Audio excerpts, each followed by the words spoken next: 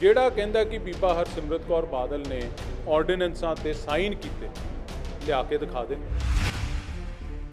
ਆਰਡੀਨੈਂਸਾਂ ਤੇ ਸਾਈਨ ਕੀਤੇ ਦਿਖਾ ਦੇਣ, ਸਿਆਸਤ ਛੱਡ ਕੇ ਘਰੇ ਬਹਿ ਜਾਊਗਾ। ਨਹੀਂ ਤਾਂ ਜਿਹੜੇ ਬੰਦੇ ਗੱਲ ਕਹਿੰਦੇ ਉਹ ਪਬਲਿਕਲੀ ਮਾਫੀ ਮੰਗਣ। ਮਿਸ ਇਨਫੋਰਮੇਸ਼ਨ ਕੈਂਪੇਨ ਆਪਦੀਆਂ ਕਮੀਆਂ ਨੂੰ ਲੁਕਾਉਣ ਵਾਸਤੇ। ਖੇਤੀਬਾੜੀ ਕਾਨੂੰਨਾਂ ਦੇ ਖਿਲਾਫ ਅਕਾਲੀ ਦਲ 17 ਸਤੰਬਰ ਨੂੰ ਦਿੱਲੀ ਦੇ ਵਿੱਚ ਰੋਸ ਮਾਰਚ ਕਰੇਗਾ, ਬਲੈਕ ਡੇ ਮਨਾਏਗਾ। ਇਸ ਨੂੰ ਲੈ ਕੇ ਤਿਆਰੀਆਂ ਲਗਾਤਾਰ ਚੰਡੀਗੜ੍ਹ ਪਾਰਟੀ ਆਫਿਸ ਦੇ ਵਿੱਚ ਚੱਲ ਰਹੀਆਂ। ਸਾਡੇ ਨਾਲ ਇੱਥੇ ਪਰਮਬੰਸ ਬੰਟੀ ਰਮਾਣਾ ਜੀ ਨੇ, ਯੂਥ ਅਕਾਲੀ ਦਲ ਦੇ ਪ੍ਰਧਾਨ ਨੇ। ਪ੍ਰਧਾਨ ਸਾਹਿਬ, ਵੱਡੀ ਗਿਣਤੀ ਦੇ ਵਿੱਚ ਇਕੱਠ ਹੋਏਗਾ ਦਿੱਲੀ ਦੇ ਵਿੱਚ ਉਸ ਦਿਨ ਜਦੋਂ 17 ਸਤੰਬਰ ਹੋਏਗਾ, ਜਦੋਂ ਇਹ ਕਾਲੇ ਕਾਨੂੰਨ ਜਿਹੜੇ ਕਾਨੂੰਨ ਹੈਗੇ ਨੇ ਇਹ ਲਾਗੂ ਹੋਏ ਸਨ, ਜਿਸ ਦਿਨ ਤੁਹਾਡਾ ਅਲਾਈਅੰਸ ਟੁੱਟਿਆ ਸੀ, ਉਸ ਦਿਨ ਨੂੰ ਲੈ 17 ਸਤੰਬਰ ਨੂੰ ਇਹ ਕਾਨੂੰਨ ਜਿਹੜੇ ਹੈ ਇਹਨਾਂ ਨੂੰ ਪਾਸ ਹੋਇਆ 1 ਸਾਲ ਹੋ ਜਾਊਗਾ। ਜਿਨ੍ਹਾਂ ਕਾਨੂੰਨਾਂ ਦੇ ਖਿਲਾਫ ਪੰਜਾਬ ਦੇ ਤੇ ਦੇਸ਼ ਭਰ ਦੇ ਕਿਸਾਨਾਂ ਨੇ ਇੱਕ ਬੜਾ ਵੱਡਾ ਅੰਦੋਲਨ ਛੇੜ ਰੱਖਿਆ, ਉਸੇ ਦਿਨ ਹੀ 1 ਸਾਲ ਹੋਏਗਾ ਬੀਬਾ ਹਰਸਿਮਰਤ ਕੌਰ ਬਾਦਲ ਨੂੰ ਇਹਨਾਂ ਕਾਨੂੰਨਾਂ ਦੇ ਵਿਰੋਧ ਵਿੱਚ ਅਸਤੀਫਾ ਦਿੱਤਿਆਂ। ਉਸ ਦਿਨ ਕਾਲੇ ਦਿਵਸ ਵਜੋਂ ਅਸੀਂ ਮਨਾ ਰਹੇ ਹਾਂ ਤੇ ਸ਼੍ਰੋਮਣੀ ਅਕਾਲੀ ਦਲ ਦਾ ਹਰ ਇੱਕ ਵਰਕਰ ਉਸ ਦਿਨ ਦਿੱਲੀ ਪਹੁੰਚ ਕੇ ਗੁਰਦੁਆਰਾ ਰਕਾਬਗੰਜ ਸਾਹਿਬ ਤੋਂ ਪਾਰਲੀਮੈਂਟ ਹਾਊਸ ਤੱਕ ਮਾਰਚ ਕਰੇਗਾ ਤੇ ਇੱਕ ਇਤਿਹਾਸਿਕ ਇਕੱਠ ਕਰਕੇ ਕੇਂਦਰ ਦੀ ਸਰਕਾਰ ਨੂੰ ਸੁਨੇਹਾ ਦੇਗਾ ਕਿ ਲੋਕ ਜਿਹੜੇ ਹੈ ਉਹ ਇਹਨਾਂ ਕਾਨੂੰਨਾਂ ਦੇ ਖਿਲਾਫ ਹੈ ਤੇ ਇਹਨਾਂ ਨੂੰ ਵਾਪਸ ਕੀਤਾ ਜਾਵੇ। ਹੁਣ ਤੱਕ ਬਹੁਤ ਸਾਰੀਆਂ ਮੀਟਿੰਗਾਂ ਹੋ ਗਈਆਂ ਰਮਾਣਾ ਸਾਹਿਬ, ਬਹੁਤ ਸਾਰੇ ਪ੍ਰਦਰਸ਼ਨ ਹੋ ਗਏ, ਬਹੁਤ ਸਾਰੀਆਂ ਪਾਰਲੀਮੈਂਟਾਂ ਹੋ ਗਈਆਂ, ਕਿਸਾਨਾਂ ਨੇ ਬਹੁਤ ਸਾਰੇ ਮਹਾ ਪੰਚਾਇਤਾਂ ਕਰ ਲਈਆਂ, ਲੇਕਿਨ ਕੇਂਦਰ ਸਰਕਾਰ ਤੇ ਤਾਂ ਅਸਰ ਹੀ ਕੋਈ ਨਹੀਂ। ਕੇਂਦਰ ਸਰਕਾਰ ਕੱਲ੍ਹ ਵੀ ਕਹਿੰਦੀ ਸੀ ਕਿ ਕਾਨੂੰਨ ਵਧੀਆ, ਅੱਜ ਵੀ ਕਹਿੰਦੀ ਕਾਨੂੰਨ ਵਧੀਆ। ਨਾ ਉਹਨਾਂ ਨੇ ਕੱਲ੍ਹ ਰੱਦ ਕਰਨ ਦੀ ਗੱਲ ਕੀਤੀ ਸੀ, ਨਾ ਅੱਜ ਕੀਤੀ ਹੈ, ਤੇ ਨਾ ਕਹਿੰਦੇ ਕਰਨ ਆਉਣ ਵਾਲੇ ਸਮੇਂ 'ਚ ਕਰਨਾ। ਦੇਖੋ, ਗੱਲ ਇਹ ਹੈ, ਜੇ ਕੋਈ ਕਿਸੇ ਤੇ ਅਸਰ, ਪਹਿਲੀ ਗੱਲ ਤਾਂ ਇਹ ਨਹੀਂ ਪਤਾ ਅਸਰ ਹੈ ਨਹੀਂ ਉਹਨਾਂ ਤੇ ਕਿ ਉਹ ਦਿਖਾਉਂਦੇ ਆ ਕਿ ਸਾਡੇ ਤੇ ਅਸਰ ਨੇ। ਜਦੋਂ ਐਡਾ ਵੱਡਾ ਜਨ ਸੈਲਾਬ ਖਿਲਾਫ ਖੜਾ ਹੋਵੇ, ਅਸਰ ਤਾਂ ਸੁਭਾਵਿਕ ਹੈ ਹੋਣਾ। ਕਈ ਦਿਖਾਉਂਦੇ ਘੱਟ ਹੁੰਦੇ ਆ, ਪਰ ਜੇ ਨਹੀਂ ਵੀ ਉਹ ਕਹਿੰਦੇ ਸਾਡੇ ਤੇ ਅਸਰ, ਤਾਂ ਲੜਾਈ ਤਾਂ ਨਹੀਂ ਨਾ ਛੱਡਦੇ ਨੇ। ਲੜਾਂਗੇ, ਅਖੀਰਲੇ ਦਮ ਤੱਕ ਲੜਾਂਗੇ। ਉਹ ਗਾਣਾ ਮੈਨੂੰ ਯਾਦ ਆਉਂਦਾ, ਜਿੱਤਾਂਗੇ ਜ਼ਰੂਰ ਜਾਰੀ ਜੰਗ ਰੱਖਿਓ, ਜੰਗ ਜਾਰੀ ਰਹੂਗੀ। ਜੰਗ ਤਾਂ ਕਿਸਾਨਾਂ ਦੀ ਵੀ ਜਾਰੀ ਹੈ, ਲੇਕਿਨ ਕਿਸਾਨਾਂ ਵੱਲੋਂ ਕੁਝ ਰਿਸਟ੍ਰਿਕਸ਼ਨ ਲਗਾ ਦਿੱਤੀਆਂ, ਕੁਝ ਪਾਬੰਦੀਆਂ ਲਾ ਦਿੱਤੀਆਂ।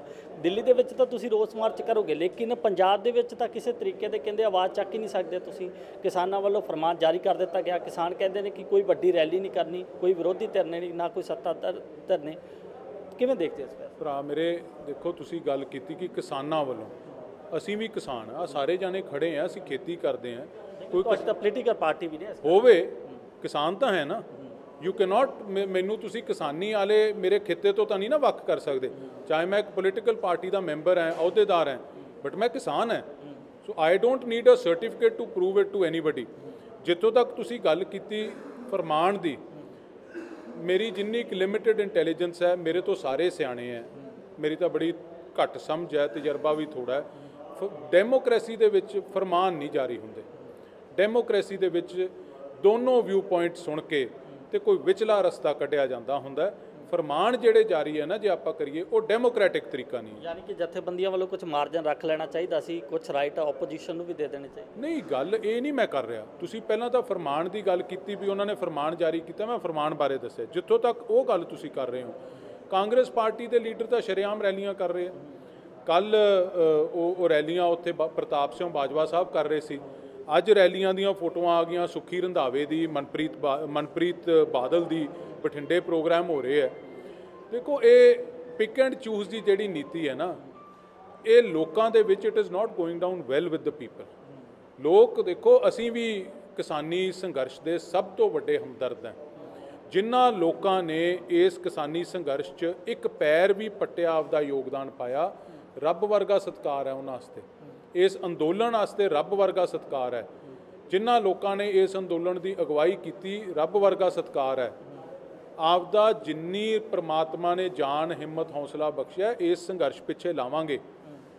ਪਰ ਡੈਮੋਕ੍ਰੇਸੀ ਦੇ ਵਿੱਚ ਵਿਊ ਪੁਆਇੰਟ ਦੋਨੋਂ ਧਿਆਨ 'ਚ ਰੱਖਣੇ ਚਾਹੀਦੇ ਆ। ਕਈ ਵਾਰੀ ਇੱਕ ਤਰਫੇ ਫੈਸਲੇ ਜਿਹੜੇ ਹੁੰਦੇ ਆ ਨਾ, ਉਦੋਂ ਨੁਕਸਾਨ ਕੌਜ਼ ਦਾ ਹੁੰਦਾ। ਰਮਾਣਾ ਸਾਹਿਬ, ਤੁਹਾਡਾ ਵਿਰੋਧ ਹੋ ਰਿਹਾ, ਜ਼ਿੰਮੇਦਾਰ ਕਿਹਨੂੰ ਮੰਨਦੇ ਆ? ਕਾਂਗਰਸ ਦਾ ਵਿਰੋਧ ਨਹੀਂ ਹੋ ਰਿਹਾ, ਜ਼ਿੰਮੇਦਾਰ ਕਿਹਨੂੰ ਮੰਨਦੇ ਆ? ਲਗਾਤਾਰ ਆਮ ਆਦਮੀ ਪਾਰਟੀ ਤੁਹਾਡਾ ਵਿਰੋਧ ਕਰ ਰਹੀ ਹੈ, ਕਾਂਗਰਸ ਦਾ ਵਿਰੋਧ ਕਰ ਰਹੀ ਹੈ, ਦੇਖਦੇ ਕਿਵੇਂ ਹੋ ਤੁਸੀਂ ਪੂਰੇ ਸਾਹਿਬ? ਤੁਹਾਡੇ ਸਾਹਮਣੇ ਹੈ ਜੀ। ਜੇ ਤੁਸੀਂ ਕਹਿ ਰਹੇ ਹੋ ਸਾਡਾ ਵਿਰੋਧ ਕੀਤਾ ਜਾ ਰਿਹਾ ਹੈ ਤੇ ਕਾਂਗਰਸ ਦੇ ਪ੍ਰੋਗਰਾਮ ਬਿਨਾਂ ਵਿਰੋਧ ਤੋਂ ਹੋਣ ਦਿੱਤੇ ਜਾ ਰਹੇ ਹੈ, ਤੇ ਫਿਰ ਇਹਦਾ ਜਵਾਬ ਕੌਣ ਦੇਊਗਾ? ਫਰਮਾਨ ਵਾਲੇ ਹੀ ਦੇਣਗੇ ਨਾ, ਜਾਣ ਕੇ ਜਥੇਬੰਦੀਆਂ ਦਾ ਜਵਾਬ ਦੇਣਾ। ਫਰਮਾਨ ਵਾਲੇ ਦੇਣਗੇ। ਮੈਂ ਤਾਂ ਕਹਿਤਾ ਜਥੇਬੰਦੀਆਂ ਦੀ ਜ਼ਰੂਰੀ ਨਹੀਂ ਜੀ, ਕੋਈ ਚੰਦ ਤਾਂ ਜਥੇਬੰਦੀਆਂ ਨੇ ਦਿੱਤਾ, ਜਥੇਬੰਦੀਆਂ ਦਾ ਘੱਟ, ਇੱਕ ਦੋ ਬੰਦਿਆਂ ਦਾ ਜ਼ਿਆਦਾ ਹੈ। ਸੋ ਫਰਮਾਨ ਤਾਂ ਜਿਨ੍ਹਾਂ ਨੇ ਜਾਰੀ ਕੀਤਾ, ਜਵਾਬ ਤਾਂ ਉਹ ਦੇਣ। ਤੁਸੀਂ ਮੈਂ ਐਲੀਗੇਸ਼ਨ ਤਾਂ ਬੜਾ ਛੋਟਾ ਜਿਹਾ ਬੰਦਾ ਹੈ ਯਾਰ, ਮੈਂ ਕੀ ਕਿਸੇ ਦਾ, ਉਹ ਵੱਡੇ ਲੀਡਰ ਹੈ ਸਾਰੇ, ਮੈਂ ਥੋੜੀ ਜਵਾਬ ਦੇ ਸਕਦਾ। ਜਵਾਬ ਦੇਣ ਜਿਨ੍ਹਾਂ ਨੇ ਫਰਮਾਨ ਜਾਰੀ ਕੀਤਾ। ਤੁਸੀਂ ਕਾਂਗਰਸ ਤੇ ਬਹੁਤ ਵਾਰ ਐਲੀਗੇਸ਼ਨ ਲਗਾ ਚੁੱਕੇ ਆ, ਤੁਹਾਡੀ ਪਾਰਟੀ ਬਹੁਤ ਵਾਰ ਐਲੀਗੇਸ਼ਨ ਲਗਾ ਚੁੱਕੀ ਆ। ਕਾਂਗਰਸ ਤੁਹਾਡੇ ਤੇ ਐਲੀਗੇਸ਼ਨ ਲਾਉਂਦੇ ਆ ਲਗਾਤਾਰ ਕਿ ਜਦੋਂ ਸਾਈਨ ਹੋ ਰਹੇ ਸੀ, ਬੀਬਾ ਹਰਸਿਮਰਤ ਕੌਰ ਬਾਦਲ ਨੇ ਸਾਈਨ ਕੀਤੇ ਸੀ, ਤੁਸੀਂ ਕਹਿ ਰਹੇ ਹੋ ਕਿ ਅਸੀਂ ਮਿਨਿਸਟਰੀ ਵੀ ਇਸੇ ਕਰਕੇ ਛੱਡੀ ਕਿਉਂਕਿ ਕਾਲੇ ਕਾਨੂੰਨ ਸੀਗੇ। ਮੰਨਦੇ ਕਿਵੇਂ? ਤੁਸੀਂ ਪੜ੍ਹੇ ਲਿਖੇ ਹੋ ਯਾਰ, ਦੇਖੋ ਤੁਹਾਡੀ ਵੀ ਇੱਕ ਜ਼ਿੰਮੇਵਾਰੀ ਹੈ। ਮੈਂ ਜੋ ਮਰਜ਼ੀ ਝੂਠ ਤੂਫਾਨ ਬੋਲੀ ਜਾਵਾਂ, ਇਹ ਰਾਈਟ ਆਫ ਸਪੀਚ 'ਚ ਨਹੀਂ ਆਉਂਦਾ। ਇਹ ਤੁਹਾਨੂੰ ਚਾਹੀਦਾ ਮੈਨੂੰ ਕਾਊਂਟਰ ਕੁਐਸਚਨ ਕਰੋ। ਜਿਹੜਾ ਕਹਿੰਦਾ ਕਿ ਬੀਬਾ ਹਰਸਿਮਰਤ ਕੌਰ ਬਾਦਲ ਨੇ ਆਰਡੀਨੈਂਸਾਂ ਤੇ ਸਾਈਨ ਕੀਤੇ, ਲਿਆ ਕੇ ਦਿਖਾ ਦੇਣ। ਆਰਡੀਨੈਂਸਾਂ ਤੇ ਸਾਈਨ ਕੀਤੇ ਦਿਖਾ ਦੇਣ, ਸਿਆਸਤ ਛੱਡ ਕੇ ਘਰੇ ਬਹਿ ਜਾਊਗਾ। ਨਹੀਂ ਤਾਂ ਜਿਹੜੇ ਬੰਦੇ ਇਹ ਗੱਲ ਕਹਿੰਦੇ ਉਹ ਪਬਲਿਕਲੀ ਮਾਫੀ ਮੰਗਣ। ਮਿਸ ਇਨਫੋਰਮੇਸ਼ਨ ਕੈਂਪੇਨ ਆਪਦੀਆਂ ਕਮੀਆਂ ਨੂੰ ਲੁਕਾਉਣ ਵਾਸਤੇ। ਤੁਸੀਂ ਪੁਆਇੰਟ ਆਊਟ ਕਰਨਾ ਚਾਹੁੰਦੇ ਕਿਸੇ ਨੂੰ ਕਿ ਜਿਹੜੇ ਬੰਦੇ ਐਲੀਗੇਸ਼ਨ ਲਗਾ ਰਹੇ ਆ, ਜਿਹੜੇ ਲਗਾਤਾਰ ਇਹ ਚੀਜ਼ ਦਾ ਆਵਾਜ਼, ਜਿਹੜੇ ਵੀ ਕਹਿ ਰਹੇ ਆ, ਨਵਜੋਤ ਸਿੰਘ ਸਿੱਧੂ ਵੀ ਕਰ ਰਹੇ ਨੇ, ਹੋਰ ਯਾਰ ਨਵਜੋਤ ਸਿੱਧੂ ਦਾ ਕੀ, ਤੁਸੀਂ ਬੰਦਾ ਨੂੰ ਯਾਰ ਠੋਕੋ ਤਾਲੀ, ਉਹਦੀ ਕੋਈ ਸਟੈਂਡਿੰਗ ਹੈ ਯਾਰ? ਮੈਂ ਤਾਂ ਇਹ ਗੱਲ ਕਹਿ ਰਿਹਾ, ਜਿਹੜਾ ਵੀ ਬੰਦਾ ਇਹ ਗੱਲ ਕਹਿੰਦਾ ਪ੍ਰੂਫ ਲਿਆ ਕੇ ਦਿਖਾਵੇ। ਪਬਲਿਕਲੀ ਡਿਬੇਟ ਕਰਨ ਨੂੰ ਤਿਆਰ ਹੈ ਇਸ ਇਸ਼ੂ ਤੇ। ਜਿਹਨੇ ਕਰਨਾ, ਸਿੱਧੂ ਨੇ ਕਰਨਾ, ਸਿੱਧੂ ਆ ਜਾਵੇ, ਠੀਕ ਹੈ ਨਾ। ਉੱਥੇ ਐ ਥੁੱਕ ਨਾ ਲਾਵੇ, ਪਰ ਅੱਜ ਕੱਲ੍ਹ ਮਤਲਬ ਕਰੋਨਾ ਦਾ ਟਾਈਮ ਹੈ, ਮੈਂ ਥੁੱਕ ਲਾ ਸਾਰਿਆਂ ਨੂੰ ਉਹਨੇ ਫੈਲਾ ਦੇਣਾ। ਇਸ਼ੂ ਇਹ ਹੈ ਬ੍ਰਦਰ ਕਿ ਮਿਸ ਇਨਫੋਰਮੇਸ਼ਨ ਜਿਹੜੇ ਸਪਰੈਡ ਕਰ ਰਹੇ ਆ, ਉਹ ਆਪਦੀਆਂ ਕਮੀਆਂ ਨੂੰ, ਆਪਦੀ ਮਿਲੀ ਭੁਗਤ ਜਿਹੜੀ ਉਹਨਾਂ ਦੀ ਸੀ ਇਹ ਕਾਨੂੰਨ ਪਾਸ ਕਰਾਉਣ ਦੇ ਵਿੱਚ ਭਾਰਤੀ ਜਨਤਾ ਪਾਰਟੀ ਨੂੰ, ਉਹ ਮਿਲੀ ਭੁਗਤ ਨੂੰ ਲੁਕਾਉਣ ਵਾਸਤੇ ਕਰ ਰਹੇ। ਆਖਰੀ ਸਵਾਲ ਮੇਰਾ, ਇਹ ਜਿਹੜਾ 17 ਸਤੰਬਰ ਨੂੰ ਪ੍ਰੋਗਰਾਮ ਕਰਨ ਜਾ ਰਹੇ ਹੋ, ਇਸ ਪ੍ਰੋਗਰਾਮ ਦੇ ਵਿੱਚ ਕਿੰਨਾ ਇਕੱਠ ਹੋਊਗਾ? 17 ਨੂੰ ਉੱਥੇ ਪਹੁੰਚਿਓ ਤੇ ਆਪਦੀਆਂ ਅੱਖਾਂ ਨਾਲ ਵੇਖਿਓ, ਇਤਿਹਾਸਿਕ ਇਕੱਠ ਹੋਊਗਾ। ਪੰਜਾਬ ਦੇ ਨੌਜਵਾਨ ਤੇ ਪੰਜਾਬ ਦਾ ਬੱਚਾ ਉੱਥੇ ਇਸ ਸੰਘਰਸ਼ ਦੇ ਵਿੱਚ, ਸ਼੍ਰੋਮਣੀ ਅਕਾਲੀ ਦਲ ਨੇ ਜਿਹੜੀ ਕਾਲ ਦਿੱਤੀ ਹੈ, ਉੱਥੇ ਪਹੁੰਚ ਕੇ ਕੇਂਦਰ ਦੀ ਸਰਕਾਰ ਨੂੰ ਇੱਕ ਬੜਾ ਸਖਤ ਸੁਨੇਹਾ ਦੇਣ ਲੱਗੇ। ਧੰਨਵਾਦ ਜੀ। ਧੰਨਵਾਦ। ਤਾਂ ਇਹ ਨੇ ਪਰਮਪਾਲ ਬੰਟੀ ਰਬਾਣਾ ਜੋ ਕਿ ਸਿੱਧੇ ਤੌਰ ਤੇ ਕਾਂਗਰਸ ਨੂੰ ਵੀ ਘੇਰ ਰਹੇ ਨੇ, ਕੇਂਦਰ ਸਰਕਾਰ ਨੂੰ ਵੀ ਘੇਰ ਰਹੇ ਨੇ, ਤੇ 17 ਸਤੰਬਰ ਨੂੰ ਜੋ ਰੈਲੀ ਹੋਣ ਜਾ ਰਹੀ ਹੈ, ਕਿਹਾ ਜਾ ਰਿਹਾ ਕਿ ਇਕੱਠ ਬਹੁਤ ਵੱਡਾ ਹੋਏਗਾ ਤੇ ਇੱਕ ਤਗੜੇ ਤਰੀਕੇ ਦੇ ਨਾਲ ਕੇਂਦਰ ਸਰਕਾਰ ਦੇ ਇਹਨਾਂ ਕਾਨੂੰਨਾਂ ਦਾ ਵਿਰੋਧ ਕੀਤਾ ਜਾਏਗਾ। ਕੈਮਰਾਮੈਨ ਦੀਪਕ ਦੇ ਨਾਲ ਰਵਿੰਦਰ ਸਿੰਘ, दैनिक सवेरा टीवी, चंडीगढ़।